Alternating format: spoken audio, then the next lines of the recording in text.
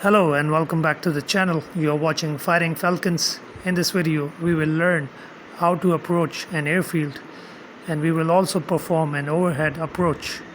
An overhead approach is used in formation flying mostly, but you can also use it individually. Overhead approach has a lot of benefit.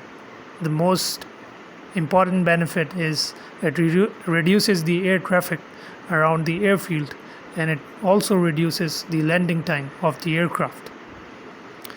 In order to do an overhead approach, you should know there are some points during the overhead approach. The first point is called the initial approach, where you are at 300 knots and 1500 feet above the airfield. The second point is the brake point, where you brake right or left depending on the terrain. Then you take a 180-degree turn and you are just parallel to the runway side. That's called the downwind lag position, that you are parallel and opposite against the landing direction. Then there's a point where your wingtips are around 45-degree angle to the runway side. That's called the parched position. Then there's another point where you do the final turn, and the last one is the final reporting to the tower. So this is the approach, the points that you need to know when you are doing an overhead approach. Now we are approaching Gunsan, and we will do an overhead approach. So we will reduce our speed to 300 knots and try to reduce our altitude, that is right now 5,000 above, to 1,500 feet.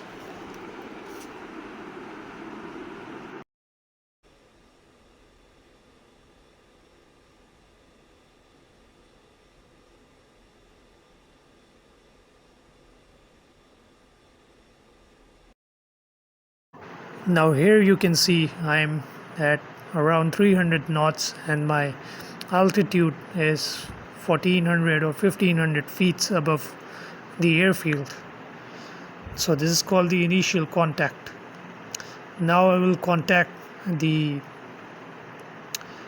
arrival or approach tower and request for an overhead approach. 2-1, F-16, 4 miles, south, 1,000, inbound from overhead landing. Goblin 2-1, contact tower for landing. Good morning, Goblin 2-1, in a sound approach. You're cleared all the way in for overhead approach, runway 36. QH2 984.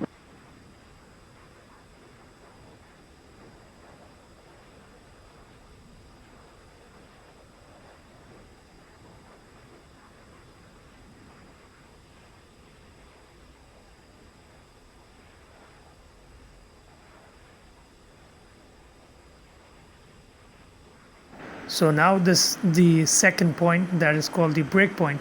I will brake left and I will do an 180-degree turn.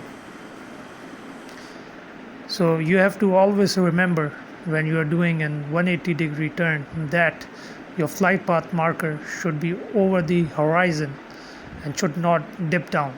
If it's lower the horizon, it means your nose is going down and you are not maintaining the altitude. And the more you pull on the stick, the more the airspeed will reduce. So you will do it very slowly and very gently. Your flight path marker should be over the horizon.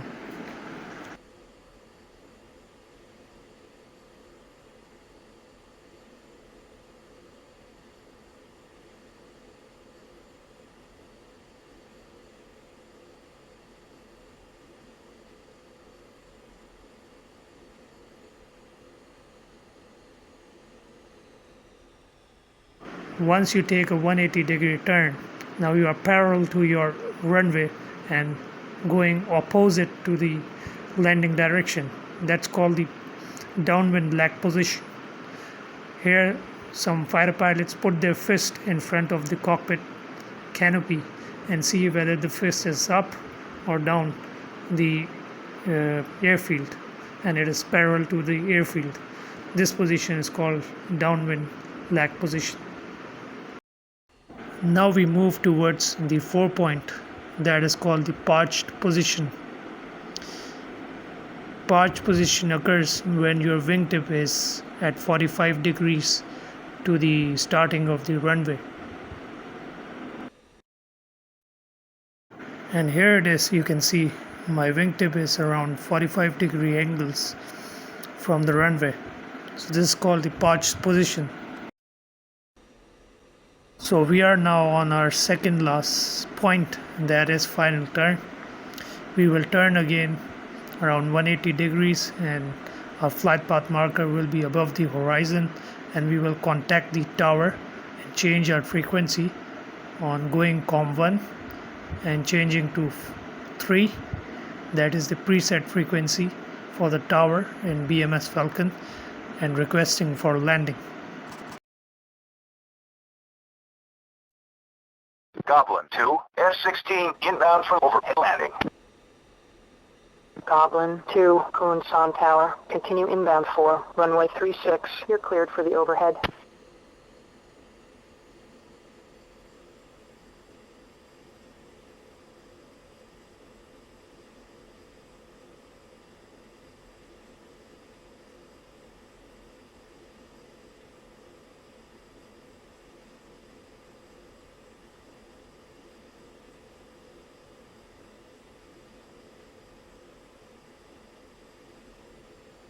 So as you complete the 180 degree turn, now you are on finals.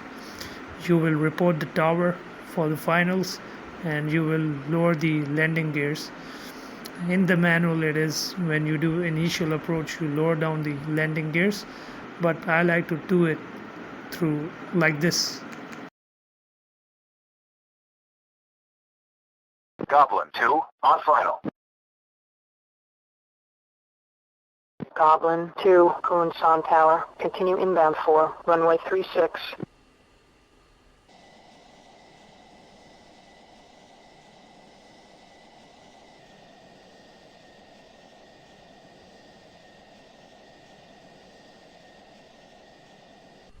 At 6 knots, runway 36, cleared for landing. Check gear down.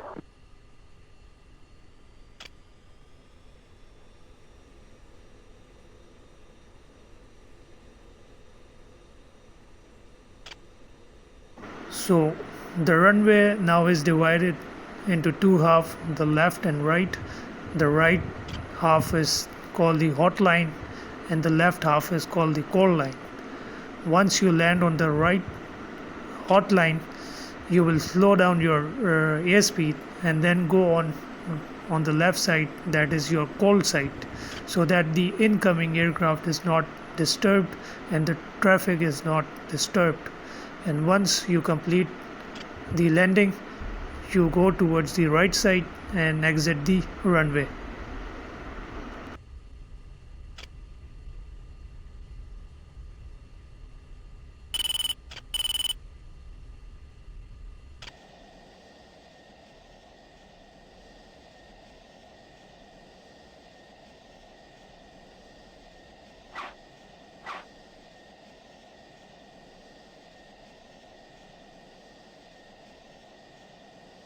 Hope you liked the video and enjoyed the video. I hope you continue to watch my videos. It will be on BMS and all other flight simulation stuff. So always like and subscribe to the channel and stay tuned. Signing off, Clonus1.